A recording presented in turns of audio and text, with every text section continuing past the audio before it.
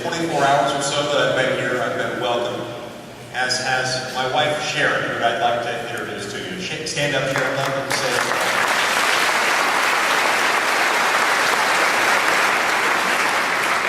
Sharon's my best friend, and she's also the mother of my 3 children, my high school sweetheart, and we've been together 20 years.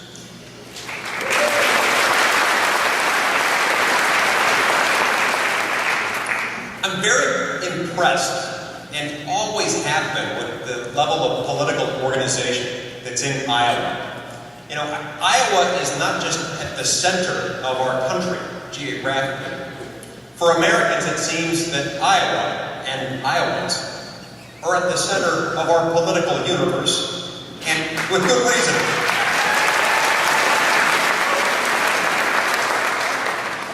But it's the good kind of politics here, the kind of politics that we need more of. It's not quite the same kind of politics that we have in Washington. You see, in Washington, D.C., politics can be broken down into 2 words, into the 2 Greek root words behind politics. Poly, meaning many, and ticks, which are blood-sucking parasites.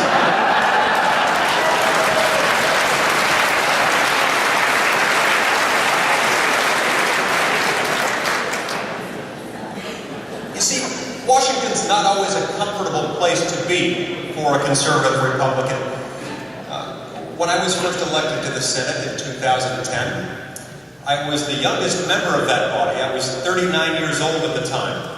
I was reading at the level of a 40-year-old, and I was told that was very impressive. The Capitol Hill Police didn't recognize me when I first got there. And sometimes when I showed up to vote, I found myself, well, getting carded. As a teetotaling kid from Utah, I wasn't used to getting carded, but every time I went to vote, I found that I had to go through the same little ritual. I'd get to the door, they'd point in the other direction, as if to say the door for the interns is over there, and then I had to produce identification. I'll even show you what I had to show them. I pulled out this identification card. It says my name. It says United States Senator representing Utah. It says expiration January 3rd, 2017. I'm not sure whether that's when I personally expire or maybe my term of office. But they'd look at the card, they'd examine it carefully to make sure the tamper-resistant strip was intact, that I hadn't forged it, and they'd look at each other and shrug their shoulders. And they'd say, well, I guess we have to let him in. And then I would go cast my votes. After a while, I discovered a shortcut around this little exercise. They gave me a lapel pin when I was sworn into office. At first I thought I didn't need it, and then I realized that the lapel pin is designed so as to be recognized by the Capitol Hill Police. It marked me as a senator, and I've used it ever since then because I wear it and it gets me in. I call it my Sorry Senator pin, because when they card me, I point to it and they say, sorry Senator, you can come on in. Most of the time, it works like a charm. Every once in a while, it doesn't work. On one recent occasion, I made it into the Senate chamber. I had voted and was waiting for my next vote. I was standing at my desk and I had one arm gently resting on the desk in front of me when one of the non-uniformed security personnel came up and told me in a rather abrupt tone of voice, "Excuse me, sir, will you please not lean on the senator's desk?" I stood up and I said, "I'm terribly sorry, it won't happen again." Thought it was odd that he said the senator's desk and not this desk, your desk. That's okay.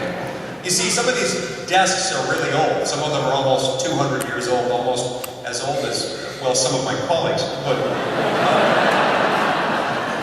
they're very protective of them. And so I said, I won't happen again. I did not intend to put any weight on it. Then this man began to question me. He said, "Are you with the minority?" And I said, "Well, what do you mean, on this vote or the next? I don't always vote with my party. Most of the time I do." He said, "No, are you with the minority leader?" And I said, "Well, of course, I support Mitch McConnell. He's our leader." And he said, "No, are you part of the minority leader's staff?"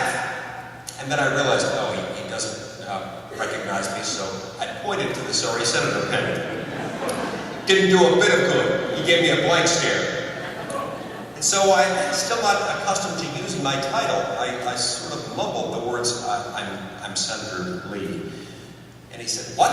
And I said, okay, my name is Mike Lee. I come from a state called Utah. It's sort of squarish. It resembles a chair. It's in the Rocky Mountains. And at that point, he figured out who I was. But all the blood seemed to drain from his face, and he said in one hurried breath, I'm terribly sorry.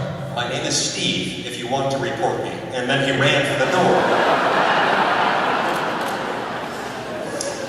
I chased after Steve because I didn't want him to worry about it. I wanted him to make clear that, we're still friends. It's not a big deal, but Steve was too fast.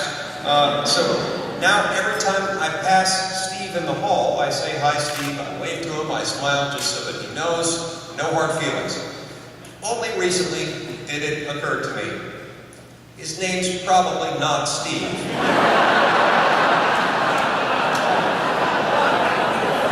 It's Bob, and Steve's the guy he works with that he hates. I don't know.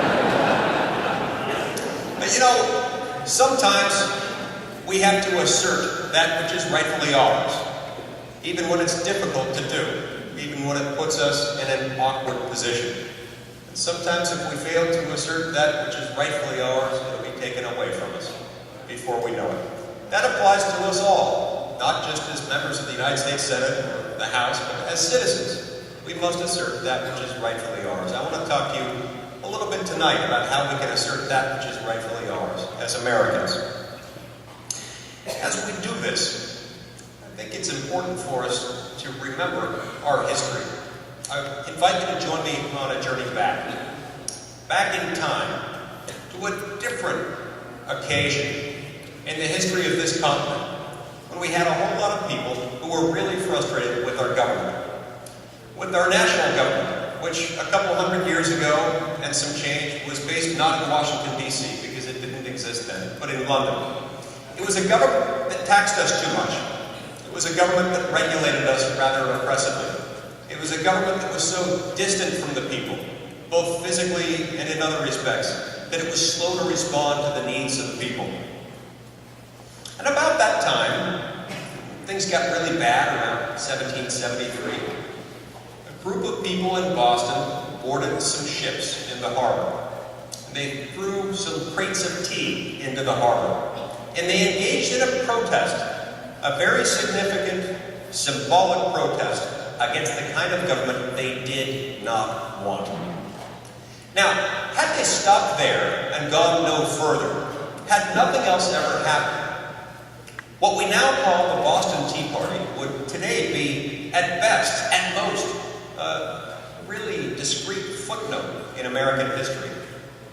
It was what happened next after that protest moment that really made all the difference. You see, they didn't stop there. They didn't stop in Boston. They journeyed forward, going away from just protesting against the kind of government they did not want, and moving steadily, inexorably in the direction of the kind of government they did want. They found that in Philadelphia in 1787.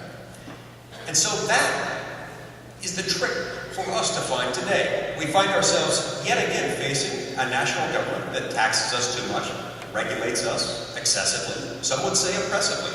It's distant from us and it's often slow to respond to our needs. We've spent some time protesting against the kind of national government we don't want. It's now time for us today to do what they did a couple centuries ago, and to move in the direction of not just protesting against the kind of government that we don't want, but signaling the kind of government that we do want. I call this journey the journey of Boston to Philadelphia.